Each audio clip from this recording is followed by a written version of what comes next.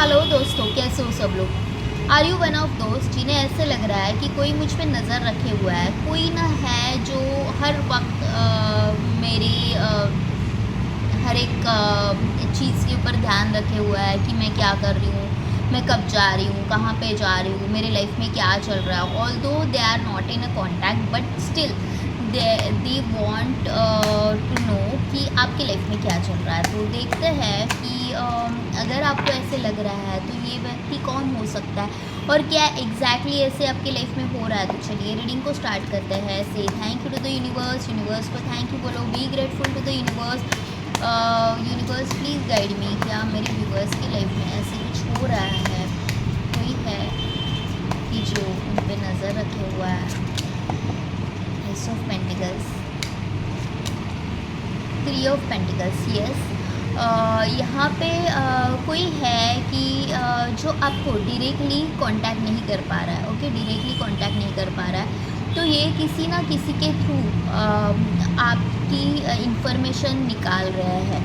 ये हो सकता है कि आपके वर्क प्रोफेशन से रिलेटेड हो, आपकी जॉब से रिलेटेड कोई पर्सन हो, या फिर आप जहाँ पे काम पे हो तो वहाँ से आपकी इन्फॉर्मेशन निकाल रहा है कि आप रोज़ ऑफिस आते हो, नहीं आते, आपकी लाइफ में क्या चल रहा है, आप कितना काम कर रहे हो, क्या नहीं कर रहे हो, ये सब आपकी इन्फॉर्मेशन रख रहा है। आपका काम काज कैसे चल रहा है, अगर आपका बिजनेस है तो दे वांटेड टू नो कि आपका काम कैसे चल रहा है, सब सही तो चल रहा है ना, क्या आपने अगर आपने कोई नया प्रोजेक्ट हैंडल किया था या फिर नया प्रोजेक्ट करने का स्टार्ट कर रहे थे, सोच रहे थे नया प्रोजेक्ट मुझे कुछ ना कुछ करना चाहिए, तो ये सोचने में लगे हुए हैं कि क्या ये प्रोजेक्ट आपके लिए सही होगा, या फिर आपने स्टार्ट किया या नहीं। पूरी आपके ऊपर नज़र रखे हुए है ये पर्सन। ओके, क्योंकि ये डायरेक्टली आपके पास नहीं आना चाहते हैं, डायरेक्टली आपके ऊपर ध्यान नहीं रखना चाहते, तो कहीं पे भी ऐसे ऊपर बैठ के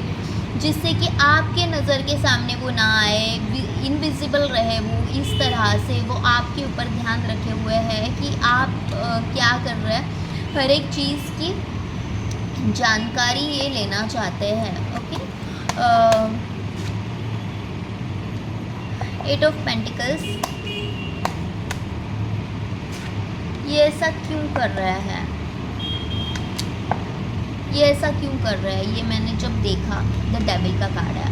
ओके, इनको आई फील लाइक कि ये कहीं ना कहीं आपके साथ एक बराबरी करना चाहते हैं। ओके, इनडायरेक्टली डायरेक्टली सही, लेकिन आपके साथ ये हमेशा कंपेयर करते आए हैं, आपके साथ एक कंपैरिजन हो रहा है कहीं ना कहीं। आप आपकी लाइफ में बहुत अच्छा कर रहे हो और ये आपके ऊपर नज़र रख रहे हैं बस इस बात के लिए कि आपकी लाइफ में क्या चल रहा है। ओके, एक नज़र रखे हुए हैं कि एग्जैक्टली आपका काम किस तरह से चल रहा है, तो जिससे कि इनको भी कुछ गाइडेंस मिलती रहे, जिससे कि ये भी आपके ऊपर नज़र रखे हुए और ये भी एग्जैक्टली आप जिस तरह से जिस राह से गुज़र रहे हो एग्जैक्टली उसी राह पे ये कदम उठाते रहे, ये कदम डालते रहे, जिससे कि इनके कदम गलत ना जाए।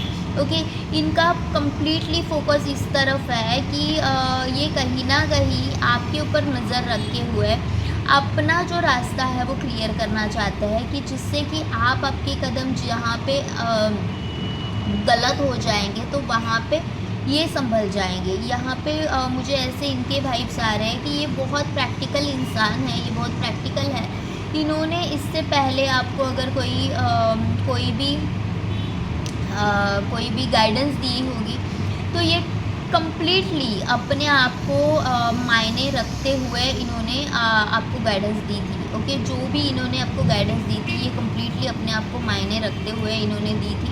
ओके, कहीं ना कहीं इनके मन में हमेशा से ही था कि मैं भी इसकी तरह ही करना चाहता हूँ, मैं भी इसके साथ एक कंपैरिजन वाली एनर्जीज थी, लेकिन किसी से कांटेक्ट में आप नहीं हो और उसकी इन्फॉर्मेशन निकालना ये गलत बात है। ओके, आपको अगर किसी के साथ बात नहीं कर सकते तो फिर उसकी इन्फॉर्मेशन भी मत निकालो। ये छोड़ दो, just let go the things. जहाँ पे हम नहीं हैं तो वहाँ से निकलना ही सही होता है। अगर लेट गो कर दे तो हमेशा ही अच्छा रहता है। 10 ऑफ कप्स का कार्ड है यहाँ पे। ओके, ये व्यक्ति कहीं ना कहीं मुझसे, आपसे बहुत अटैच लग रहा है। कहीं ना कहीं ये आपका पार्टनर हो सकता है, को कलीग हो सकता है कि जो आपसे बहुत ज़्यादा अटैच थे और आपको आपके साथ होने से इनके लाइफ में बहुत सारी चेंजेस अच्छे होते थे। ओके, बहुत सारे चेंजेस अच्छे हो रहे थे उनके साथ होने से। यहाँ पे 7 ऑफ कप्स का कार्ड है और जबकि आपने इनको अंतर दे दिया है, आप इनके साथ बात नहीं कर रहे हो, आप इनके साथ एंटरटेन नहीं कर रहे हो, तब जाके इनको बहुत ज़्यादा ऐसे कन्फ्यूजन हो रहा है क्योंकि लाइफ के डिसीजंस ये आज तक आप ही के साथ लेते आए हैं। आपको ही इन्होंने पूछा होगा कि मुझे ये करना है, मुझे वो करना है, और आप इनको जैसे गाइडेंस करते थे या फिर आप आपके लाइफ के डिसीजन जिस तरह से लेते थे, ये भी अपनी लाइफ इसी तरह से चलाना चाह रहे थे, इसी तरह से आगे बढ़ना चाह रहे थे। लेकिन अभी क्या है कि आपने इनको बहुत ज़्यादा डिस्टेंस दे दिया है। अभी आपने ऐसे कर लिया है कि मुझे आपसे बात नहीं करनी, मुझे आपके साथ कोई भी ताल्लुक़ नहीं रखना है, और आपने लिटरली क्लियर कट इनको अपने लाइफ से कट कर दिया है। और ये अभी इनके हालात ऐसे हैं कि ये जब जितना भी चाहे, जितना भी कोशिश कर ले, इनको ये समझ में आ गया है कि अब ये चीज़ें सही नहीं हो सकती, अब ये चीज़ें मैं खुद से सही नहीं कर सकता। और इसी के कारण ये आपके ऊपर इस तरह से नज़र रखे हुए हैं क्योंकि आपके तरफ से आपने पूरा no, complete no, no contact, complete no कह दिया है। क्योंकि आपको ऐसे लगा कि हम दोनों के वाइब्स एक दूसरे के साथ नहीं जा रहे। जितना भी मैं इस पर्सन को समझाने की कोशिश करूं या फिर बताने की कोशिश करूं, ये बात नहीं समझते।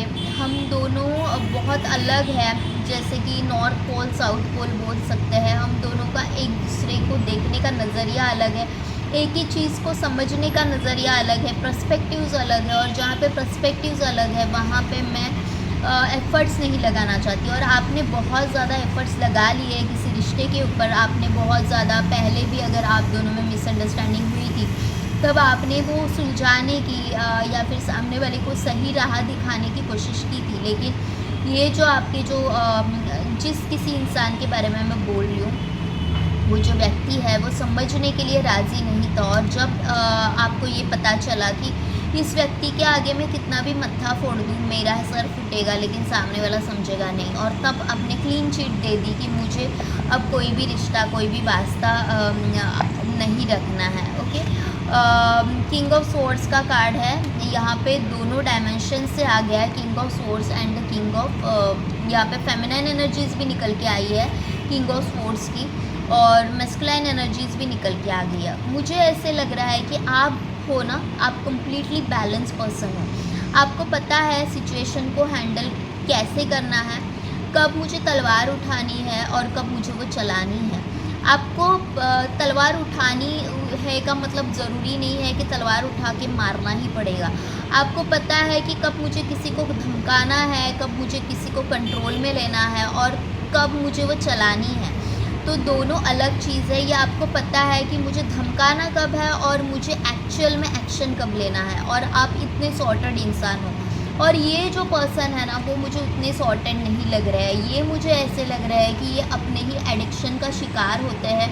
ये ऐसे है कि इनके सामने कितना भी आप कुछ भी बताओ, आप इनको समझाने की कितनी भी कोशिशें करो, ये अपने एडिक्शन से बाज नहीं आ पाते।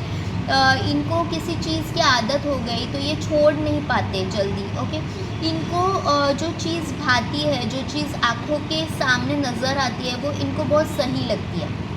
ओके, जैसे कि यहाँ पे दिखाया गया है कि एक रेड कलर का मशरूम है, यहाँ पे स्पाइडर है, यहाँ पे उसके हाथ में चेरी है। तो all those things are there to attract someone.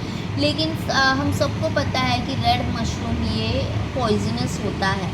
Okay, the thing is like what I am trying to tell you कि इनको पता होता है कि सामने वाला जो पर्सन है वो पॉइजनस है, सामने वाला person is not good for me. लेकिन इनको ऐसे लगता है कि जब तक मेरा काम चल रहा है ना तब तक मैं काम चला लेता हूँ, और अभी तक तो सब सही है ना, तो अभी तक तो काम चला लेता हूँ। और आपका ऐसा है कि नहीं,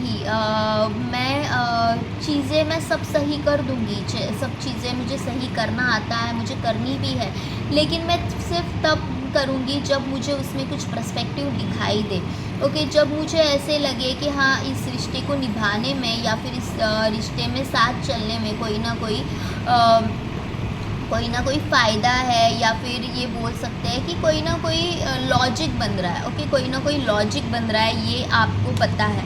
आप है ना, बैलेंस करना जानते हैं कि कब किसी को कहाँ से उड़ाना है, कब किसी को कहाँ से पकड़ना है।